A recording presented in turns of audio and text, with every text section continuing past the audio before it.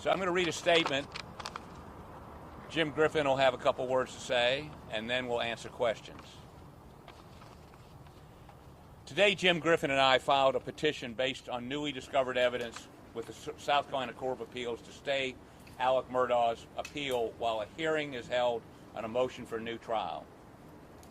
Concurrently, we've sent a request to the South Carolina U.S. Attorney to open a federal investigation into the violation of Alex Murdaugh's civil rights. The allegations in the petition filed today speak for themselves, but we believe they explain a number of peculiarities in the 6-week trial. We request that SWED stand down on initiating any investigation of these allegations since they are heavily invested in maintaining Alex's convictions. We suggest they wait for the Court of Appeals to rule and receive direction from the trial court. If the Court of Appeals remands the case for an evidentiary hearing, if the Court of Appeals remands the case for an evidentiary hearing, we would also request that those in the media and the public respect the privacy of those included in this filing.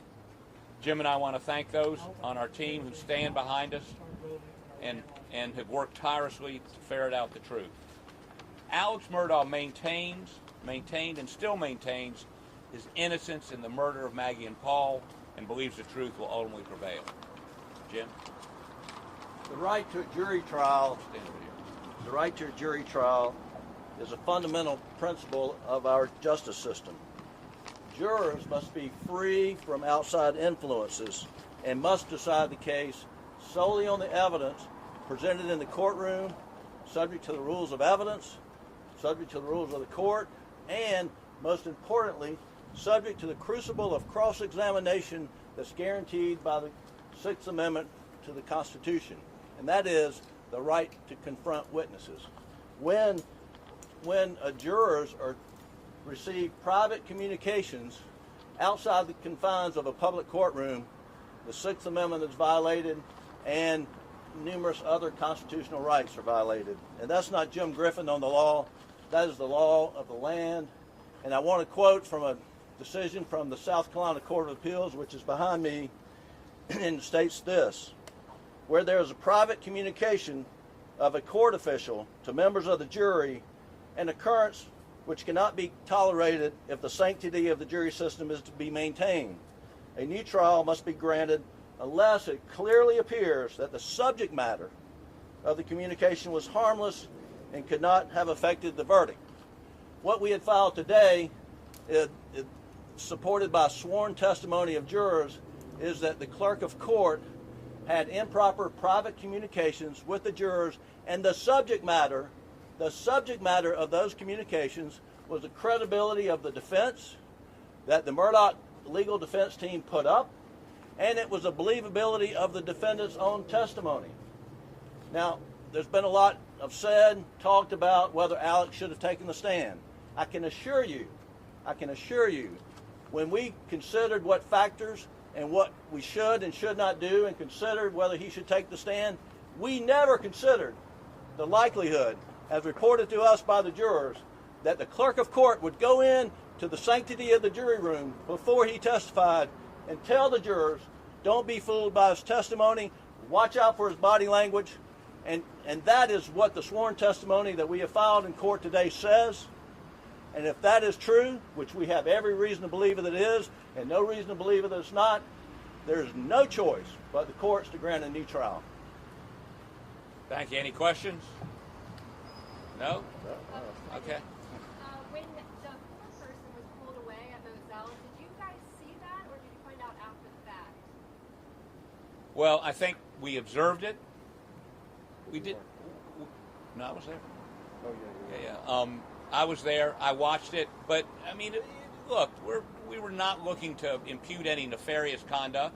But clearly what the jurors reported to us, that they were off talking, the forelady and the clerk. I saw them together, but, I wasn't watching. Look, I've been doing this almost 50 years.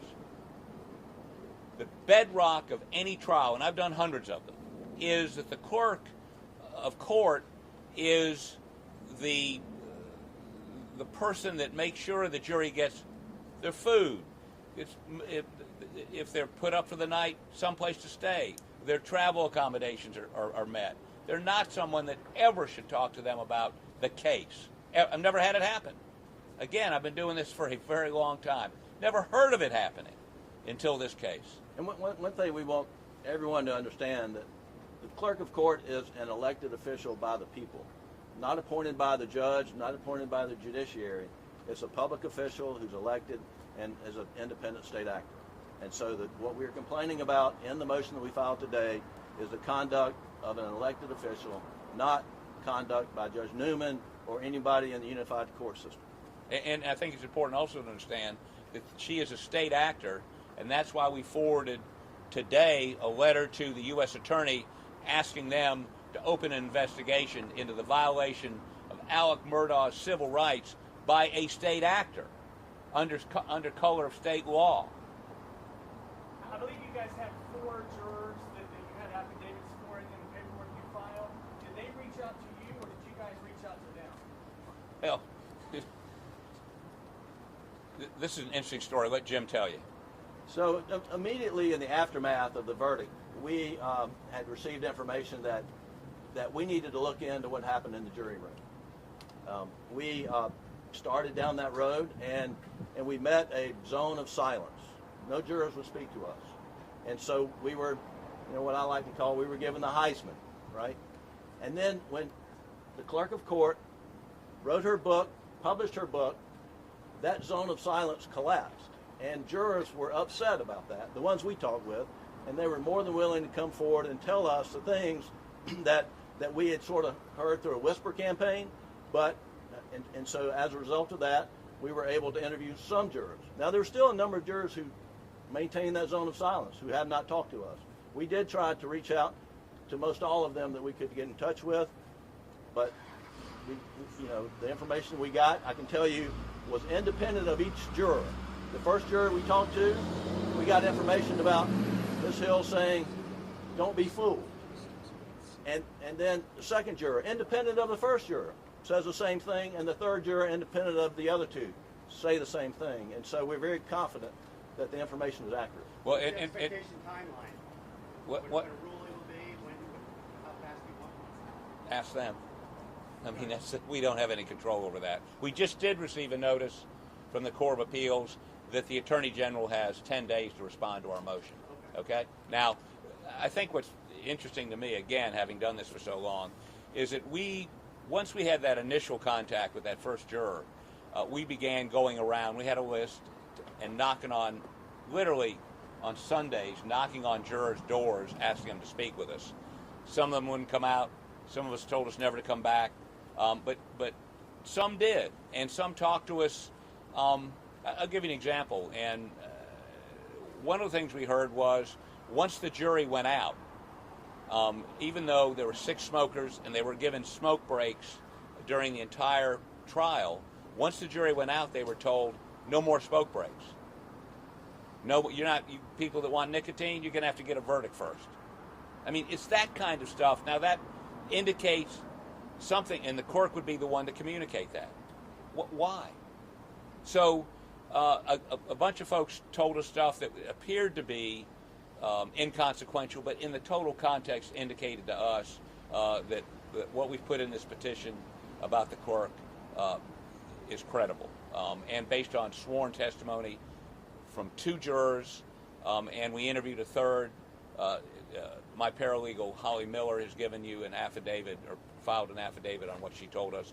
A lot of these folks just don't want to get involved, but they're going to be involved if we get a hearing, because each and every one of them is going to have to testify in an open court before you as to what happened and what didn't happen.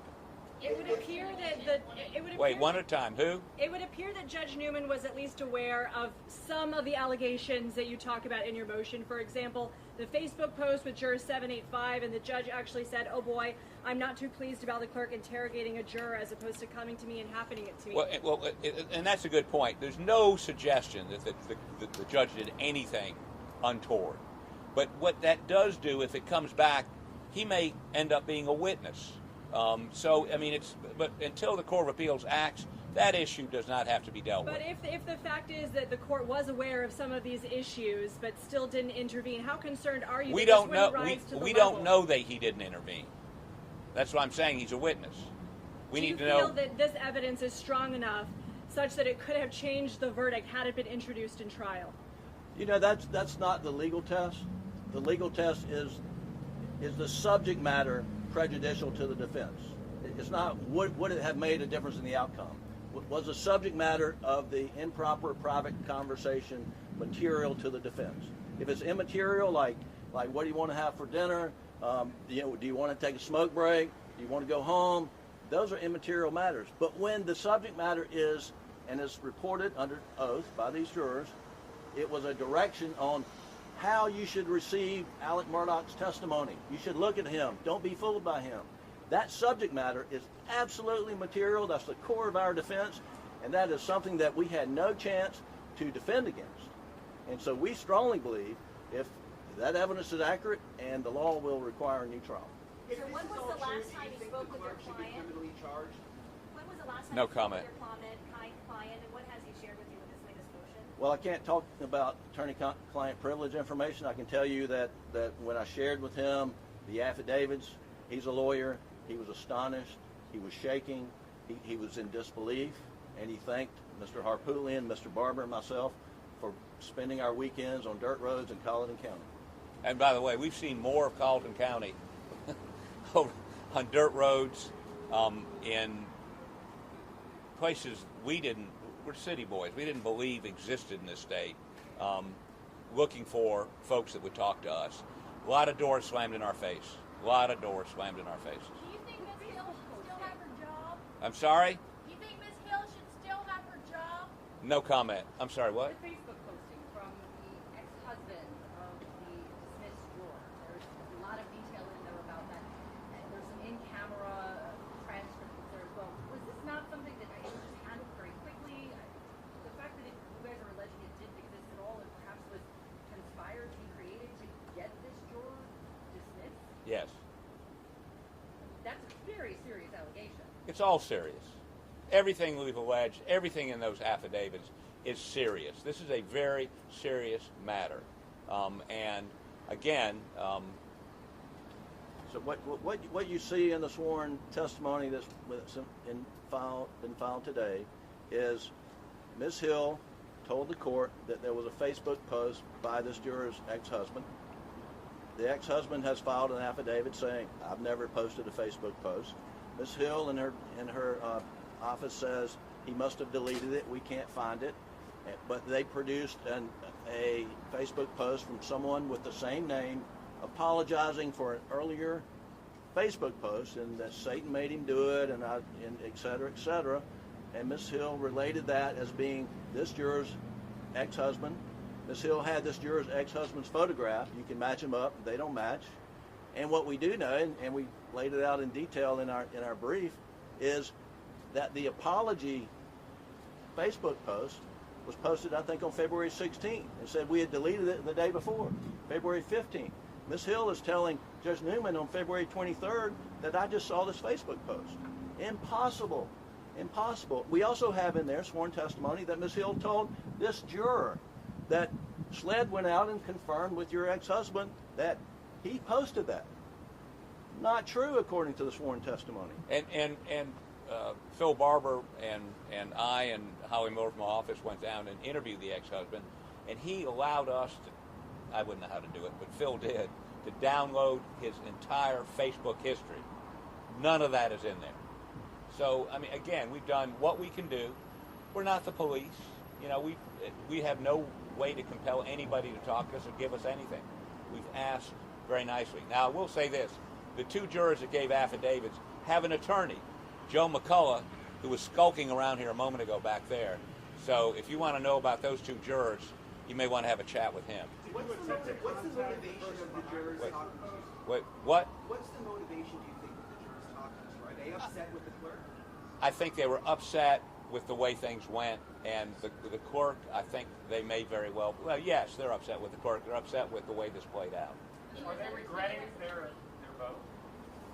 Can't comment on that. The Facebook post, the person who posted the original post, have you ever gotten an opportunity to speak with them? And if so, No.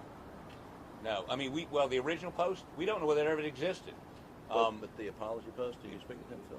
No, we did not speak. Do you have a timeline from the FBI regarding your request for investigation? Well, as you know, having talked to the FBI before, no. They're not going to tell us anything. In your letter to the U.S. Attorney, you mentioned the importance of having the FBI investigate as opposed to SLED, for example. Can you talk about the importance of having the FBI involved? Well, having anybody but SLED investigate it. SLED is very invested in this conviction. How invested? Well, the agent, David Owens, that testified under cross-examination by Jim, admitted two things. One, he perjured himself in front of the grand jury. And two, he fabricated evidence. SLED made him this year's Law Enforcement Officer of the Year. So is that the agency that ought to be going to jurors? I don't think so. I think that the court, if this is remanded back, the trial court should pick somebody else. If the FBI is not doing it, then there are plenty. There's the sheriff's departments. There are other folk, not Colleton County, but other sheriff's departments that they could go out and interview jurors or bring them to court. I mean, all these jurors are going to end up testifying anyway. There may not be any reason to go out and interview them. They may just put a subpoena on them, bring them to court. How important is your appeal to get these jurors to testify under oath in a place where, like you say, through the zone of silence, where they have to talk to y'all before?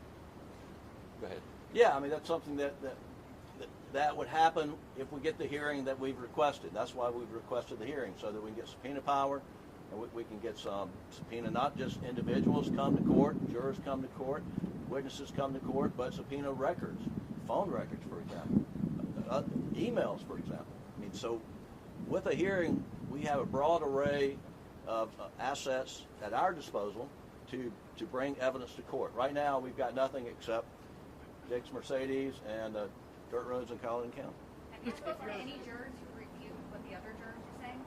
No, we've not had any juror contradict anything what the other jurors are saying. What you saw in some of the affidavits is the jurors were separated in two rooms and sort of broke up from, guys in one room, gals in another room. I don't know if that was appropriate. Men in one room, females in another room, and so the comments that we've gotten on the sworn affidavits come from the ladies' room, if you will, more so than the men's room. But we do have information that we submitted from one juror where he does acknowledge that she talked to him about evidence, about autopsy photos, and don't be upset about them. I mean, that should not be happening. That should not be happening. And this juror is a smoker, and he relayed to us basically the coercive effect of people who have a nicotine habit not able to smoke until they reach a verdict. And so that's what we got. Wait a second. Yeah. I had an issue with the cable at the very. Can you read that initial motion to me real fast? Because I had an issue with sending. Do what now? The motion you read. Can you read that? The very first thing. I didn't catch it. I mean, I'll read it for you after we get done with this, but I don't think I ought to keep all these folks doing that. Forward, would you request a change of venue?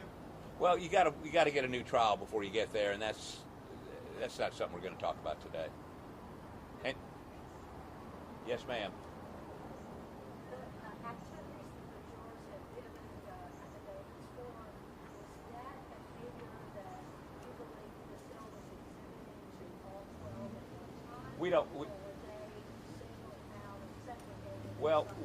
We know some of the statements were made in front of the jurors in the one jury room. Now, understand I think there are only 6 jurors in that room, or maybe 8. I'm not sure, but not all the jurors would have been present for all the statements. Clearly, they were given in one room or the other. And just to be clear, the catalyst for reinvestigating this was publication of Nichole's book?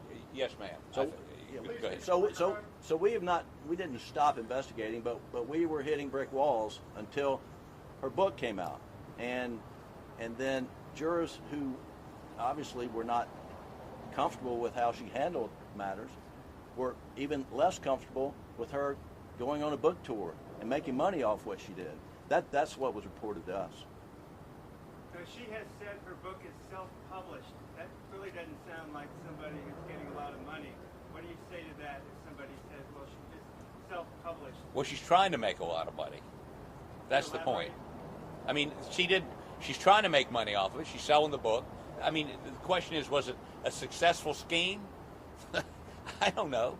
I mean, if you've read it, I'm not going to give a book review here, but I don't know that you buy the book. I mean, it's not well written. The story she tells is not accurate, in our opinion, at least the facts as we saw them.